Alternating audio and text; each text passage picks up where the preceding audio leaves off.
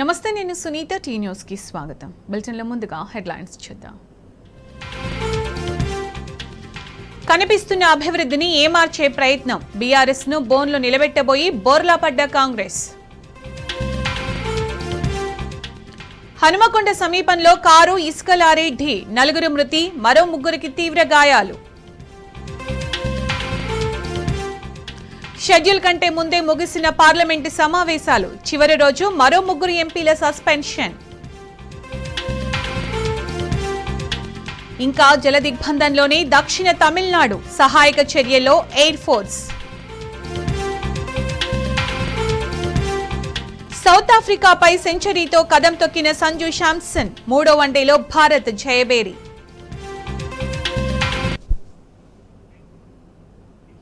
హనుమకొండ జిల్లా ఎల్కతుర్తి మండలం శాంతినగర్ వద్ద ఘోర రోడ్డు ప్రమాదం జరిగింది. ఎదురెదురుగా వస్తున్న కారు ఇసుక లారీ ఢీకొనడంతో కారులో ఉన్న 4 మృతి చెందారు. మరో 3కి తీవ్ర గాయాలయ్యాయి. ఏటూరు నాగారానికి చెందిన అన్నదమ్ముల కుటుంబాలు వేములవాడ వెళుతుండగా ప్రమాదం చోటు చేసుకుంది. మృతులను మంతెన కాంతయ్య, మంతెన శంకర్, మంతెన భారత్, మంతెన చందనగా గుర్తించారు. కాగా ప్రమాదంలో గాయపడ్డ మంతెన రేణుక, భార్గవ్, శ్రీదేవిలను చికిత్స నిమిత్తం ఎంజీఎం ఆసుపత్రికి తరలించారు.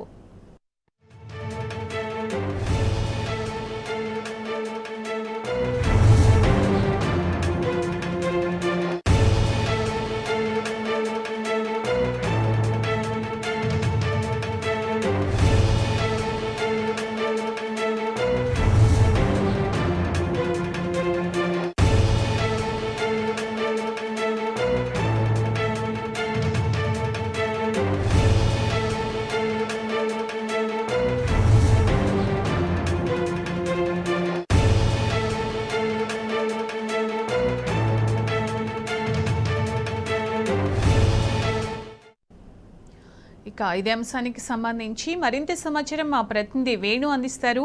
వేణు, అసలు ప్రమాదం ఎలా చోటు చేసుకుంది, దానికి సంబంధించి మీ దగ్గర ఉన్న సమాచారం ఏంటి వేణు? సునీత, అంటే ఇది రాత్రి జరిగినట్టుగా తెలుస్తుంది. అంటే ముఖ్యంగా చూసుకుంటే ఇది ఒక 2 కుటుంబాల్లో విషాద సంఘటనగా చెప్పొచ్చు. అంటే దైవ దర్శనానికని ఏటూరు నాగారం నుంచి 2 అన్నదమ్ములకు సంబంధించిన కుటుంబాలు వేములవాడ రాజన్నను దర్శించుకోవడానికి వెళ్తున్నటువంటి పరిస్థితి నెలకొంది. ఈ నేపథ్యంలో అంటే రాత్రిపూట ఇటు ఇసుక లారీని మరియు ఇటు కారు ఎదురుగా వస్తూ ఢీకొన్నటువంటి పరిస్థితి. అంటే సంఘటన స్థలంలోనే 4 చనిపోయినటువంటి ఇటు కాంతయ్య, శంకర్, భరత్, చందన, ఈ 4 కూడా సంఘటన స్థలంలోనే చనిపోయినటువంటి పరిస్థితి. మరోవైపు చూసుకుంటే రేణుక, భార్గవ్, శ్రీదేవి వీరు మాత్రం తీవ్రంగా గాయపడ్డారు. ఈ నేపథ్యంలో వీరిని ఎంజీఎం వరంగల్ ఆసుపత్రికి తరలించినటువంటి పరిస్థితి. అంటే ముఖ్యంగా రాత్రి ప్రమాదం జరిగినట్టుగా కూడా పోలీసులు 2 కోణాల్లో ఆలోచిస్తున్నటువంటి పరిస్థితి ఒకైతే, మరోవైపు రాత్రి దర్శనం చేసుకొని పొద్దున వద్దామనే ఉద్దేశంతో ప్రయాణం చేస్తున్నారని చెప్పి వారి కుటుంబ సభ్యులే చెప్తున్నటువంటి నేపథ్యం. అంటే ఇది ఎక్కువ కూడా ఇది హుజరాబాద్ పక్కన ఉన్నటువంటి శాంతినగర్, ఇక్కడ ఎక్కువ కూడా యాక్సిడెంట్స్ బాగా జరుగుతుంటాయి. అంటే కామన్ గా ఈ ప్రదేశంలో చాలా సార్లు కూడా పెద్ద ఎత్తున ఘోర రోడ్డు ప్రమాదాలు జరిగినటువంటి పరిస్థితి. ఈ నేపథ్యం ఒకటైతే హుజరాబాద్ పక్కనే ఉంటుంది శాంతినగర్, ఇక టర్నింగ్ ఉంటుంది అంటే ఈ ప్రాంతంలో.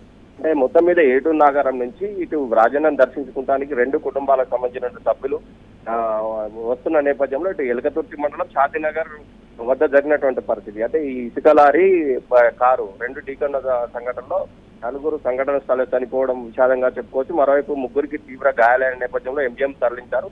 చనిపోయిన వారిని కూడా పోస్ట్ మార్టం నేపథ్యం ఎంజీఎం ఆసుపత్రికి తరలించిన పరిస్థితి. అంటే ముఖ్యంగా దైవ దర్శనానికి వెళ్తున్న సంఘటనలో ఈ సంఘటన జరగడంలో 2 కుటుంబాల్లో విషాదం నెలకొందని చెప్పాలి. అంటే అప్పటికప్పుడు స్థానికులు వారిని అంటే 3కి తీవ్ర గాయాలైన నేపథ్యంలో ఎంజీఎం తరలించిన పరిస్థితి. లేకపోతే వారిలో కూడా ఒకరికి సీరియస్ గా ఉన్నట్టుగా తెలుస్తుంటా. ఏదేమైనా కానీ మొత్తం మీద రాత్రి అంటే వీరు దైవ దర్శనానికి వెళ్తున్న నేపథ్యంలో 2 కుటుంబాలు అంటే సొంత అన్నదమ్ముల కుటుంబాలు వీరు. అంటే ఈ సంఘటనలో 4 చనిపోవడం మాత్రం చాలా విషాదంగా భావించవచ్చు. మొత్తం మీద అయితే ఇది అతి వేగమే దీనికి కారణమని చెప్పి పోలీసులు చెప్తున్నటువంటి నేపథ్యం అయితే మనకు కనిపిస్తోంది Sunitha. Right Venu, thank you.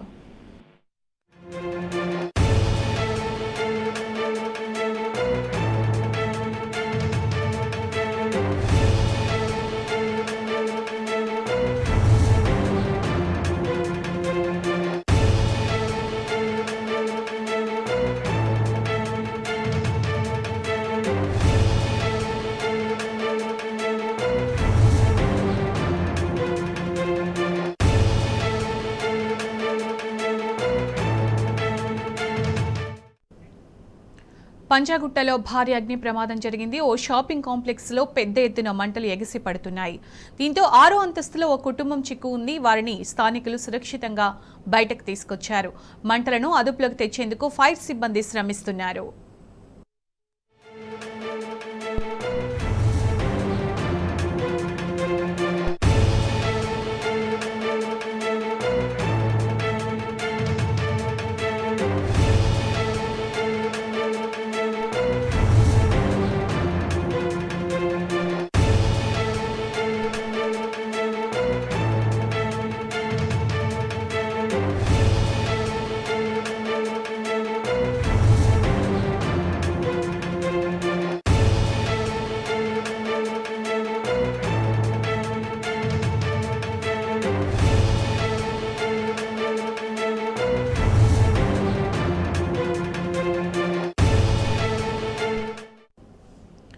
పంజాగుట్టలో భారీ అగ్ని ప్రమాదం జరిగింది. ఓ షాపింగ్ కాంప్లెక్స్ లో పెద్ద ఎత్తున మంటలు ఎగిసి పడుతున్నాయి.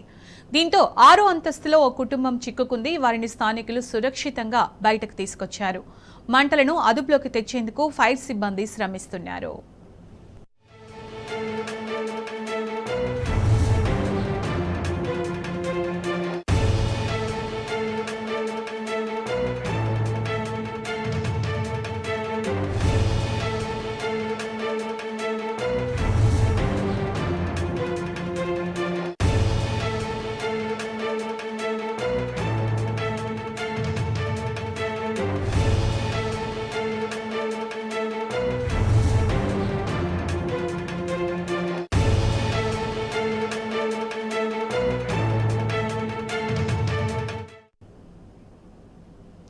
హైదరాబాద్లోని కాటేదాన్లో భారీ అగ్ని ప్రమాదం జరిగింది.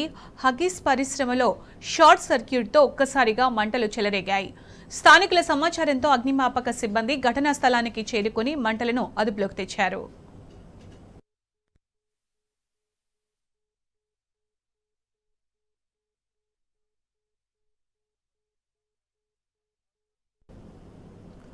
నాగర్ కర్నూలు జిల్లాలో ఘోర రోడ్డు ప్రమాదం జరిగింది. కల్వకుర్తి మండలం మార్చాల గేటు వద్ద 2 వ్యక్తులపై నుంచి గుర్తు తెలియని వాహనం దూసుకెళ్లింది. దీంతో ఇద్దరు అక్కడికక్కడే మృతి చెందారు. జడ్చెల్ల కోదాడ హైవేపై ఈ ఘటన చోటు చేసుకుంది. మృతులు కల్వకుర్తికి చెందిన నవాజ్, కనిమెట్ట గ్రామానికి చెందిన అశోక్గా గుర్తించారు.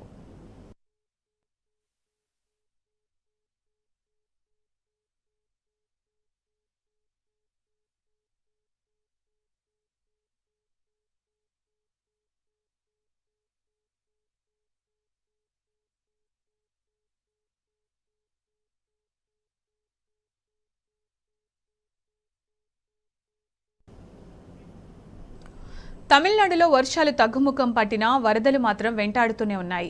ఇంకా దక్షిణ తమిళనాడు జలదిగ్బంధంలోనే ఉంది. వరదలు, బురదలతో కన్యాకుమారి, తిరునల్వేలి, టెన్కాలి, తుత్తుకుడి జిల్లాలు నరకం చూస్తున్నాయి. దీంతో వరద గుప్పిట్లోనే బిక్కుబిక్కుమంటూ గడుపుతున్నారు తమిళ ప్రజలు. వరదలో చిక్కుకున్న వారి కోసం ఎన్డీఆర్ఎఫ్, కోస్టార్డ్ సిబ్బంది సహాయక చర్యలను ముమ్మరం చేశారు. ముంపు ప్రాంతాల నుంచి బాధితులను సురక్షితంగా బయటకు తీసుకొస్తున్నారు. హెలికాప్టర్ల ద్వారా వారికి ఆహారం అందిస్తున్నారు. మరోవైపు వర్షాలు, వరదల నష్టాన్ని అంచనా వేసేందుకు కేంద్ర బృందాలు తమిళనాడులో పర్యటిస్తున్నాయి. ముంపు ప్రాంతాల్లో పరిస్థితులను స్వయంగా పరిశీలిస్తున్నాయి. ఇటు వరదల నేపథ్యంలో పలు జిల్లాల విద్యా సంస్థలకు సెలవులు పొడిగించింది ప్రభుత్వం. ప్రజలంతా అప్రమత్తంగా ఉండాలని, వరద తగ్గే వరకు ఎవరు బయటకు రావొద్దని సూచించింది.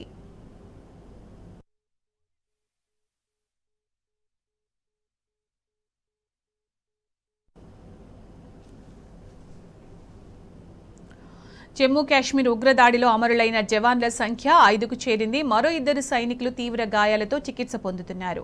పూంచ్ జిల్లాలో టెర్రరిస్టుల ఏరివేత ఆపరేషన్ కోసం వెళ్తున్న సైనికులపై ధత్యర్ మోర్హ్ వద్ద దాడి చేశారు. కార్డన్ సెర్చ్ నిర్వహిస్తున్న ఆర్మీ వాహనాలే లక్ష్యంగా ఉగ్రవాదులు కాల్పులకు తెగబడ్డారు. అనంతరం సైనికులకు చెందిన ఆయుధాలను వారు ఎత్తుకెళ్లారు.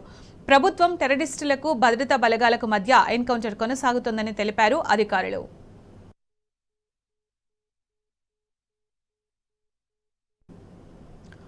చెక్ రిపబ్లిక్ రాజధాని ప్రాగ్లో కాల్పుల కలకలం సృష్టించాయి. చార్లెస్ యూనివర్సిటీలో ఓ దుండగుడు కాల్పులకు తెగబడ్డాడు. 15 మంది మరణించగా మరో 20 మందికి గాయాలయ్యాయి. ఘటనా స్థలానికి చేరుకున్న పోలీసులు నిందితుడిని మట్టుబెట్టారు. బాధితులను సమీప ఆసుపత్రులకు తరలించారు. అయితే బాధితుల్లో 9 మంది పరిస్థితి విషమంగా ఉన్నట్లు తెలిపారు అధికారులు.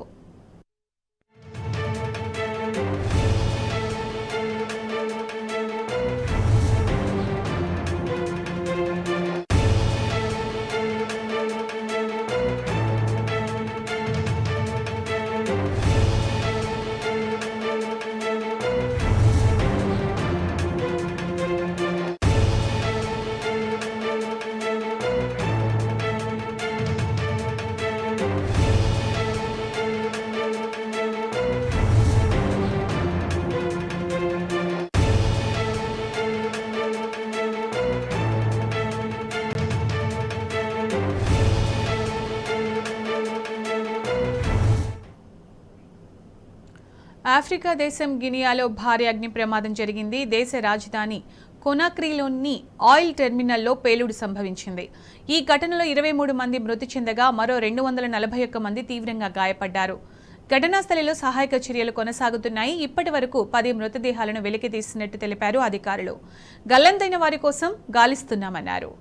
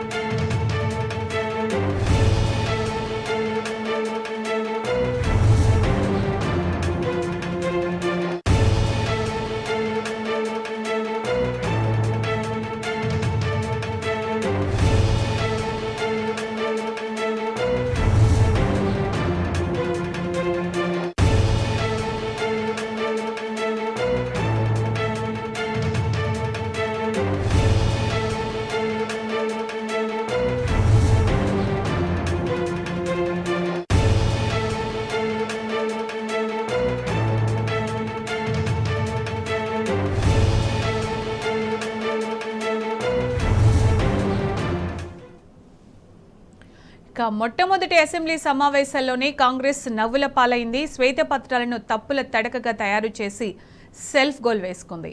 బీఆర్ఎస్ ను బోన్లో నిలబెట్టాలనే అత్యుత్సాహంతో కాంగ్రెస్ తానే బోన్లో నిలబడింది. ప్రజల కళ్ల ముందున్న అభివృద్ధిని కూడా కనికట్టు చేసే ప్రయత్నం చేసి ప్రజల్లోనూ చులకనయ్యింది. దీంతో తాము అనుకుందొకటి జరిగింది మరొకటి అని నిట్టూరుస్తున్నారు కొందరు కాంగ్రెస్ నేతలు.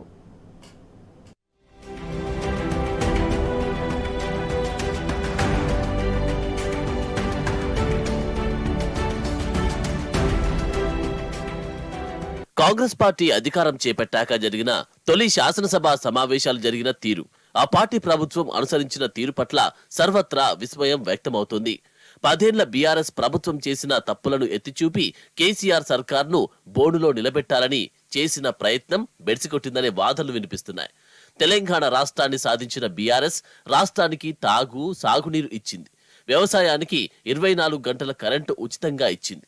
అన్ని రంగాలకు 24 గంటల కరెంటు ఇచ్చిన అంశం ప్రజల కండ్ల ముందు కనిపిస్తున్నాయి.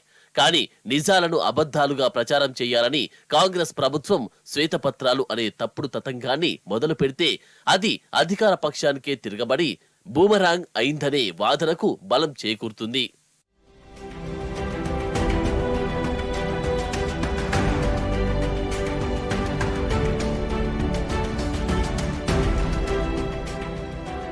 రాష్ట్రంలో కేసీఆర్ సర్కార్ సృష్టించిన సంపద జాతీయ స్థాయిలో తెలంగాణ అనేక రంగాల్లో ముందున్న వైనాన్ని రాజకీయాలకు అతీతంగా అనేక సందర్భాల్లో అందరూ ప్రశంసించారు. తలసరి ఆదాయాన్ని పెంచడంలో, తలసరి విద్యుత్ వినియోగం పెంచడంలో, పరిశ్రమలకు నిరంతరాయ విద్యుత్ను అందించడంలో దేశానికే మార్గదర్శిగా నిలిచింది. దీనికి సంబంధించి ఆర్బీఐ, నీతి ఆయోగ్, కాగ్ బడ్జెట్ పత్రాలను ప్రధాన ప్రతిపక్షమైన బీఆర్ఎస్ సాధికారికంగా సభ ముందు ఉంచడంలో సఫలీకృతమైందని నిపుణులు చెబుతున్నారు. ఉచిత విద్యుత్ను అద్భుతంగా బీఆర్ఎస్ సర్కార్ కొనసాగించింది అనడంలో సందేహం లేదని సిపిఐ పక్షనేత కూనంనేని సాంబశివరావు పేర్కొనడం కాంగ్రెస్ పార్టీని ఇరుకున పెట్టిందని అంటున్నారు.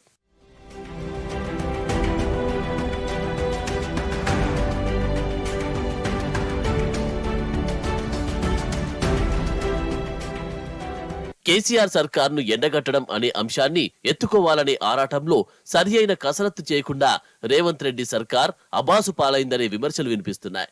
అసెంబ్లీ సమావేశాలను నూతన సభ్యుల ప్రమాణ స్వీకారం వరకు పరిమితి చేసి ఉంటే సరిపోయేదని, అనవసరంగా శ్వేతపత్రాల ఎజెండాను ఎత్తుకొని వాటిపై విపక్షాలు ఎత్తి చూపిన అంశాలకు సరియైన సమాధానం చెప్పలేక కాంగ్రెస్ సర్కార్ చతికిల పడిందని చెబుతున్నారు. ప్రభుత్వాన్ని ఎరుకున పెట్టేలా అనేక సందర్భాల్లో స్వపక్షం నేతలే వ్యవహరించిన సందర్భాలను రాజకీయ విశ్లేషకులు ఉదహరిస్తున్నారు. మంత్రులు ఎవరేం మాట్లాడుతున్నారో తెలియని అయోమయం కనిపించిందని అంటున్నారు.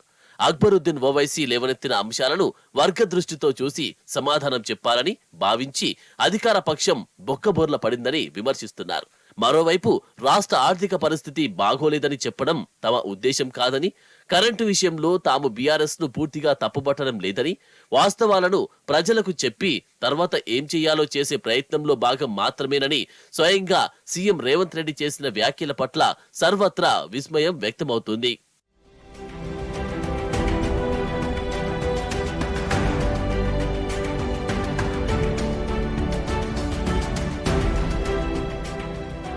కాంగ్రెస్ ప్రభుత్వం సరియైన వ్యూహాన్ని రచించుకోక బీఆర్ఎస్ ను బోర్డులో నిలబెట్టాలని తానే బోర్డులో నిలబడిందనే చర్చ జరుగుతోంది. బలమైన విపక్షం ఉన్నప్పుడు అంతకన్నా దీటైన వ్యూహాన్ని రచించి బీఆర్ఎస్ ను దెబ్బతీయాల్సింది పోయి దూకుడు చేష్టలతో తామే బొక్కబోర్ల పడ్డామనే అభిప్రాయం కాంగ్రెస్ లో కూడా వ్యక్తమవుతోంది.